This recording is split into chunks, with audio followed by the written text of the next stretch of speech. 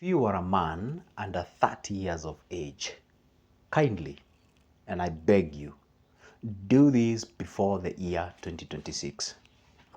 If there's something in it that is distracting you, switch it off, take yourself a pen and paper, because I'm gonna take you through step by step. I was once under the age of 30, now I'm no longer. I'm on my third floor. And I can tell you something that you do not know.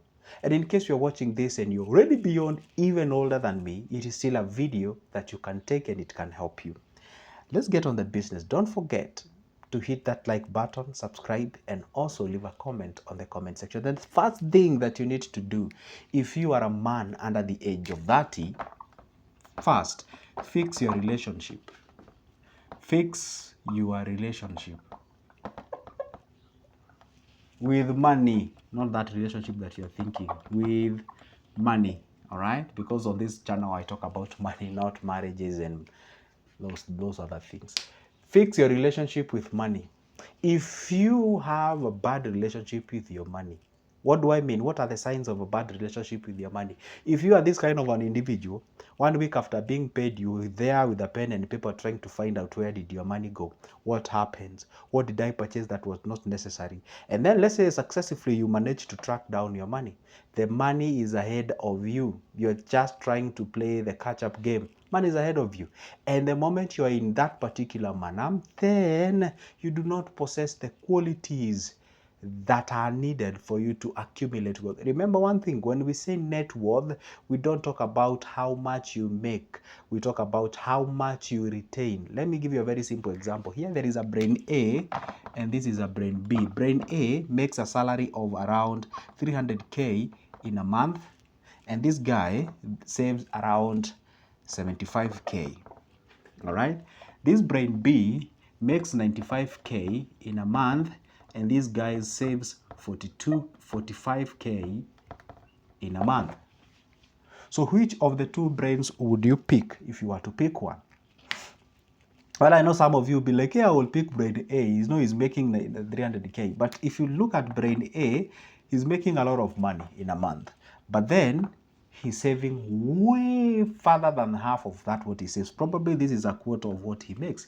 This guy is saving above half of what he makes. So if you were to take this brain B and give the opportunity of brain A, then probably we are looking at savings of close to 200,000K in terms of savings, isn't it? So when you have a bad relationship with money, it is not defined by your income. People, this is where I'm going to get it wrong. It's defined by your net worth. And what is your net worth? It is the money that you retain. It's your absorption capacity, the retainability of your money. Remember one thing, the success of a man is not measured by how high he climbs, but how high he bounces when he hits the bottom.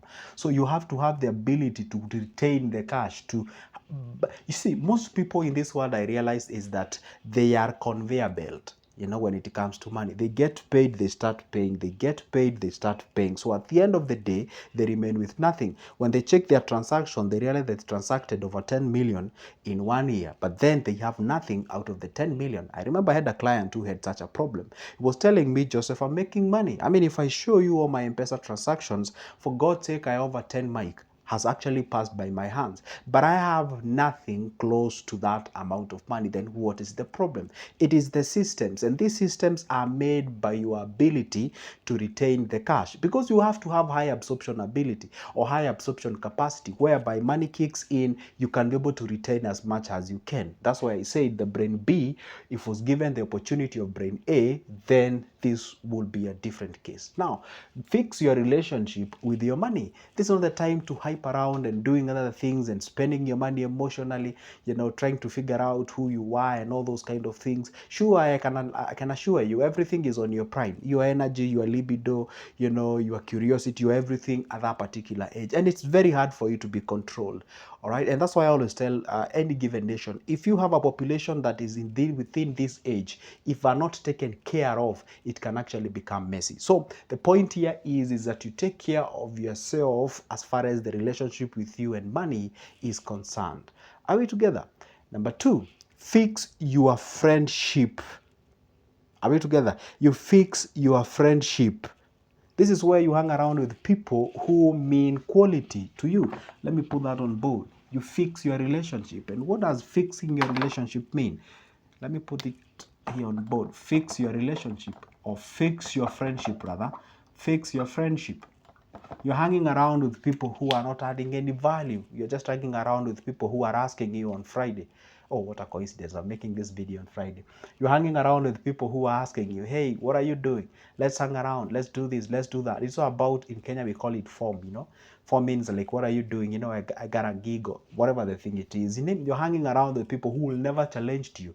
You're hanging around with people who have never told you, or they have never said that they ever watched Good Joseph, or someone else who talks about investments, you know, and that is a problem, because you're hanging with people who are not doing any value addition. Remember what Les Brown said, a very great, you know, orator who lives in the 20th century and is still alive. I love him very much.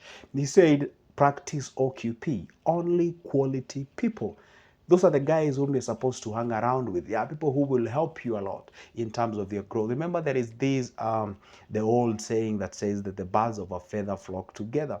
You know, if you hang around with a bunch of idiots, and there are 5 of them, indeed there were 6 because you didn't count yourself. So you should be very careful on whom you hang around with. You got the point number 3, what you're supposed to fix, or what you're supposed to do if you are a man under the age of 30. Level up. All right, you level up. By how do you level up? You do what we call travel, learn. See, when I say you travel, you move from one place to the other.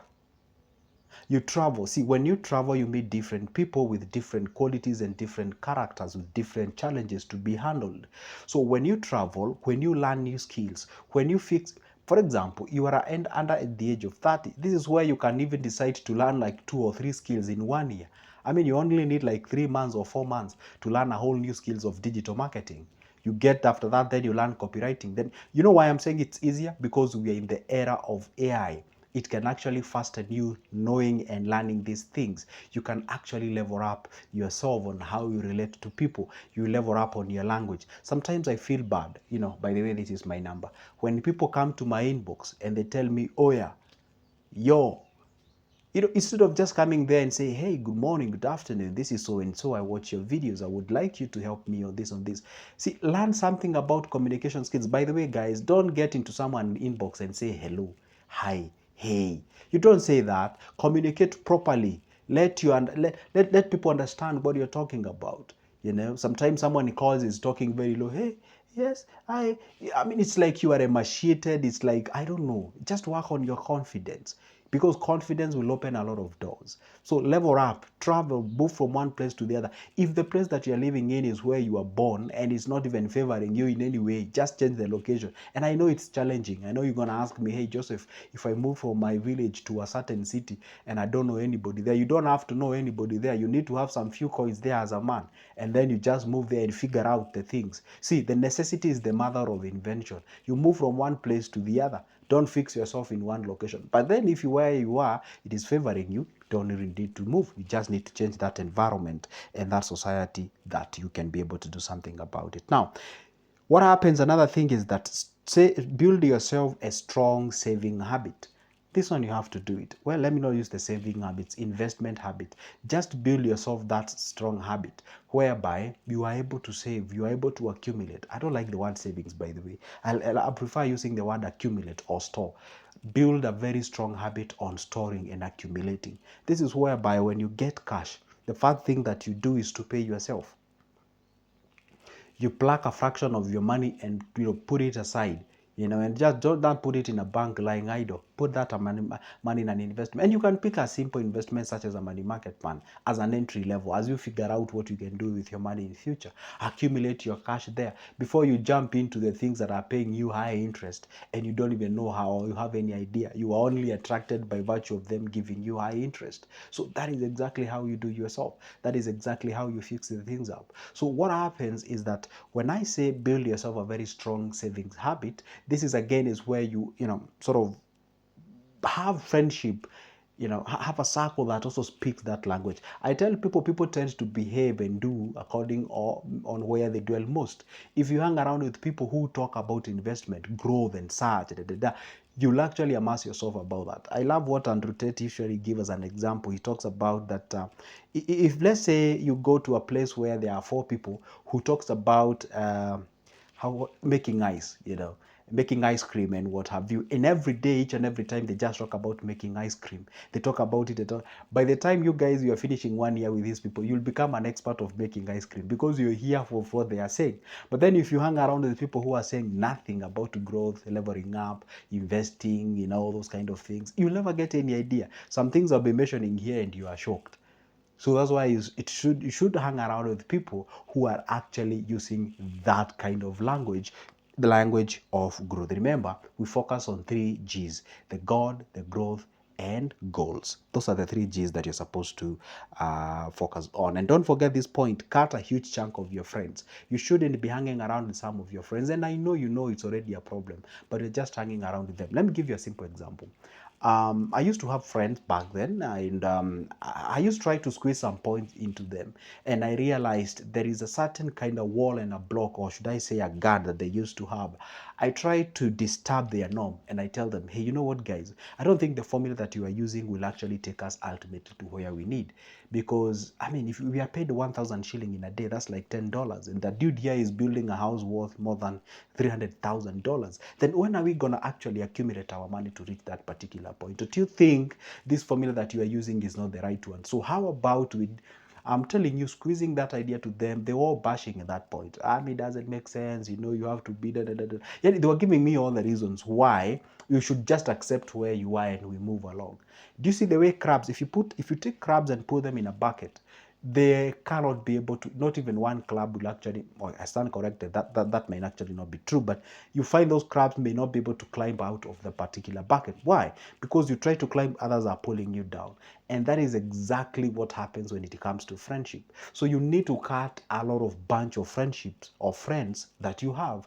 I know it is costly. I know you feel like, oh my goodness, if I cut these friends, I've known them since we are young, young kids and what have you. It doesn't matter. If you aren't moving on the same direction, the end of something is far much better than the beginning. You cannot sacrifice your future based on your past. Still on clinging on your past, it will actually deter you from realizing your full potential. Lastly, but not the least, of course, is whereby you avoid early and trapped marriages. I didn't say you don't marry, I said early and trapped marriages. This is where you just, because your peers and have married and they're having kids, now you rush into having yours and such kind of a thing, and you don't know the reason as to why they have decided to do that. Then the next minute you're struggling. So you should avoid it as a plague. Make sure that you stay put and you actually get into that particular thing when when you actually at the right time. So make sure that you follow all those 5 or 6 things that I've shared, and it can help you a lot if you are a young man.